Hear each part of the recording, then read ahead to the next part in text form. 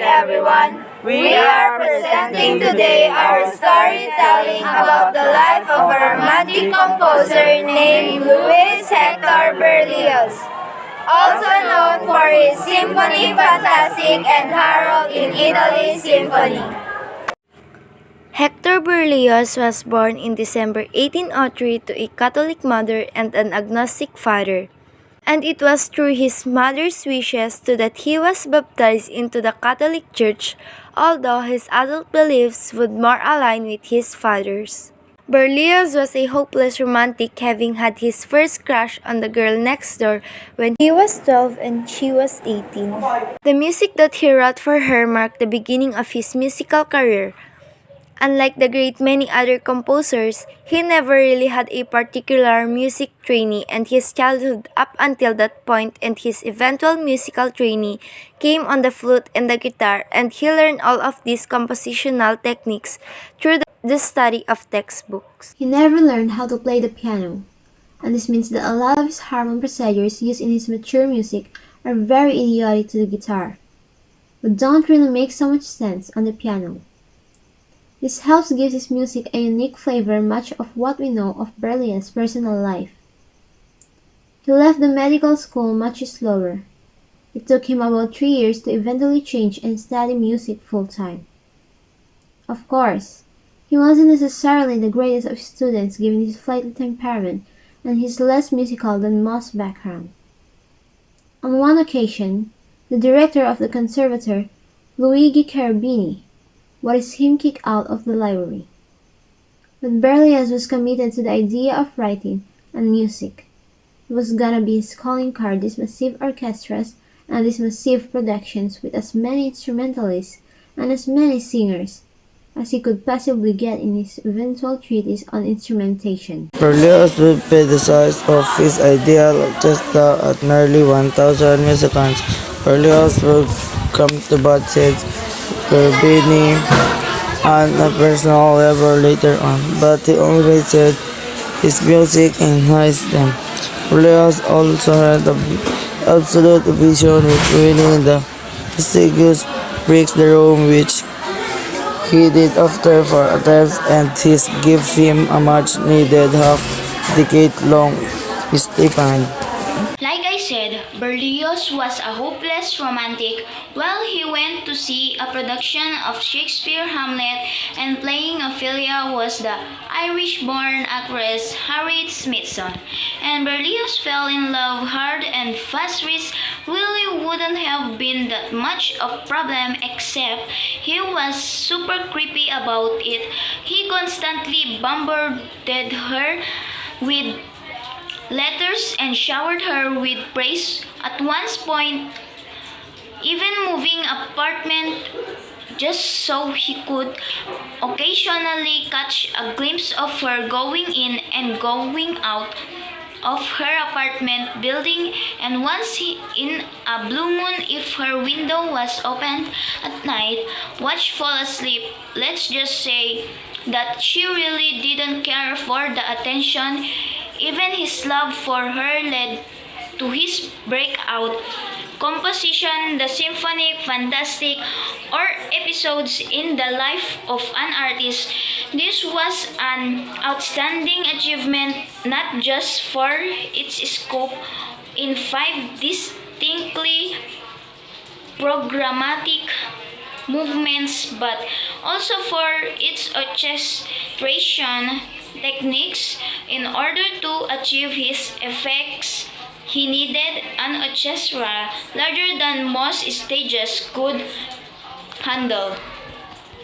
In fact, he actually had to move the date and time of the premiere when he realized that the stage was not big enough to handle the orchestral size that he required. The plot of Symphony Fantastic revolves around the artist, an idealized version of Berlioz himself, and his obsession with a recurring melody known as the edifice, which is a representation of his idealization of the beloved.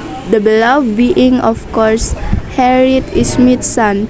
Over the course of the piece, the protagonist falls in love realizes that his beloved does not love him. While beats and pieces and elements of established formal design that the five movements of symphony.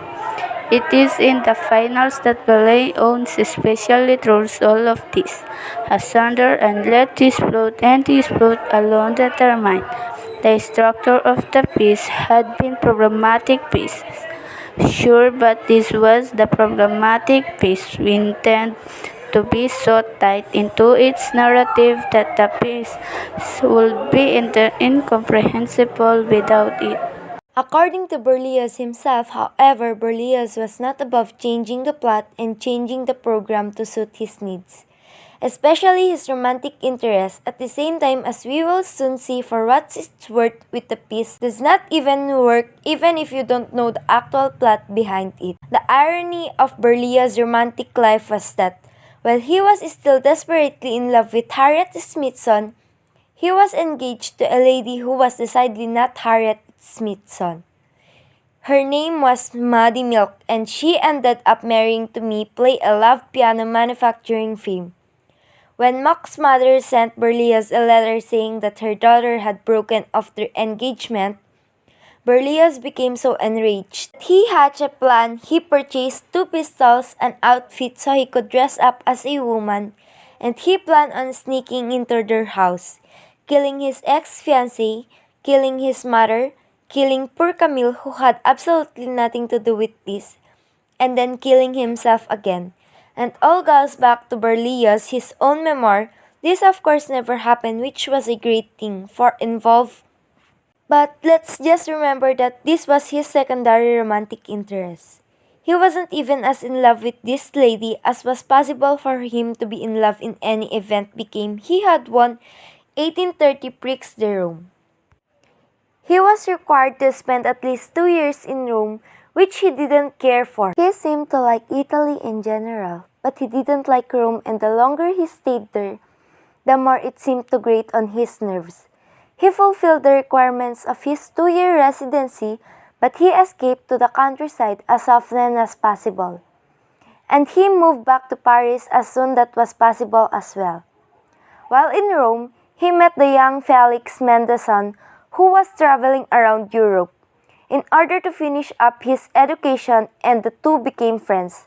Despite writing completely different music and not sharing anything in terms on temperament or in religiously, they did, however, bond over their shared dislike of rum and musical culture, which they both found very lacking.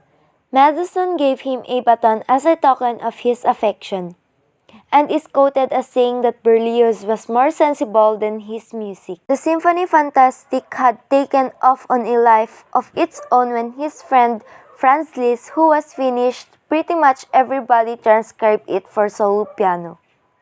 And it was through his version that critics such as Robert Schumann knew of peace and hailed it as a masterpiece. Yet, Berlioz was unafraid of adapting or tweaking his own program in order to suit his needs. This time, because he wanted to write a sequel, this came the form of the orchestral song cycle or choral symphony entitled Leila, or Return to the Life, as Berlioz altered the plot of Symphonie Fantastique to make the pipe dream an actual real occurrence within the narrative, so that the journey to hell was not just a bad dream, but rather something that actually happened in order so that the plot of Leila could bring the artist back to life. This finally grabbed the attention of Harriet Smithson. When she realized that the piece was about her, the composer and actress finally met, and by the next year, 1833, were married. This was a horrible idea. As it turns out, infatuation and does not a relationship. And they were completely opposite people. They could not have been worse for each other. What's worse is that they couldn't even communicate. She did not speak French, and he really didn't speak English. Berlioz's next big piece was Harold in Italy, a symphony and concerto with a prominent solo viola part. This was commissioned by the virtuoso violinist Niccolo Paganini, who wanted something flashy to show off his viola chops on his Stradivarius viola. The problem is that Paganini commissioned a composer who wanted to break the rules. As you might have noticed, nearly all of Berlioz's works break the few rules and customs not already torn asunder by Beethoven. Berlioz, his best works exist at the influence and the combination of several forms, and Harold in Italy is not exception. It's not really a symphony, but it's also not a concerto. It's a combination of the two. Paganini took issue with this because the viola part wasn't as tech challenging as he was looking for something really flashy and concerto-like, as he was also looking for something where he played more than he actually did in the piece. That's not what Harold in Italy is about. As a result, he did not play in the premiere. Yet after his premiere, the legend Paganini realized his mistake. He bowed down before Berlioz and bequeathed him. They also bonded further over the shared passion for the guitar, something that was a more intimate instrument to the usually outgoing and flamboyant Paganini. Berlioz was also at this point deeply unhappy with how conductors dealt with his music, and in order to present the best version of his pieces to the public, he decided that he needed to become a conductor in his own right. This got off to a rocky start, as the press published these scathing and insulting caricatures of Berlioz at the podium. But once he got his feet underneath him, he was actually quite good at it, and this helped him become an even better orchestrator than he already was. When he was alive, he was better known as a conductor than as a composer, the same fate which would befall Mahler at the end of the century. His tours of Russia proved especially fruitful as he was friends with Mikhail Glinka, the grandfather of Russian music. The money there was especially lucrative because Russia had little to nothing in the way of a unique musical identity. He was, however, due to several political factors, unable to ever hold down a full-time position as a conductor.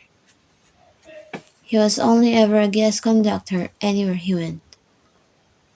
He also got a gig as a music critic, and although this kept the cash flow up, and despite his witty way with words, he never enjoyed it. Paris seemed to have enough of him, and so he spent a large majority of his time conducting his own works throughout Europe. This did not leave him much time to actually work on his own compositional project. Not only was he considered an eccentric and his genre-busting pieces an acquired taste at best, but they require so much performances that actual performances, not to mention good performances, were very few and far between. Take for instance his Requiem, which he considered his magnum opus. This requires 8 bassoons, 4 tubas, a relative newcomer, and 6 timpani, which makes a little more sense given the actual limitations of the instrument at the time. There's also 4 antipenal brass choirs situated in various points around the audience, which means even more of tubas. The 4th tube, as I mentioned earlier, was just the orchestral horses. It didn't even count these other choirs, not to mention the 180 strings and 220 chorus members involved.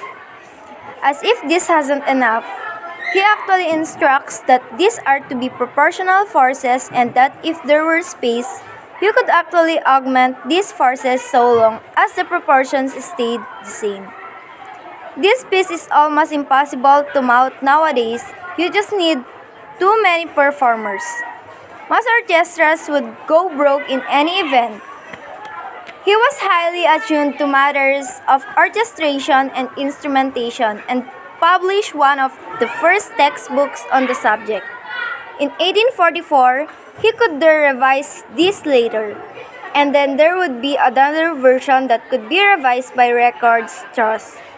He was a great conductor once he actually learned what he was doing, and he was eager to learn from those with more knowledge on the subject than himself. All of his works are from largest orchestras, not a single solo or chamber piece survives. One of the reasons that he wanted to conduct his own music is telling us to know he actually envisioned his music.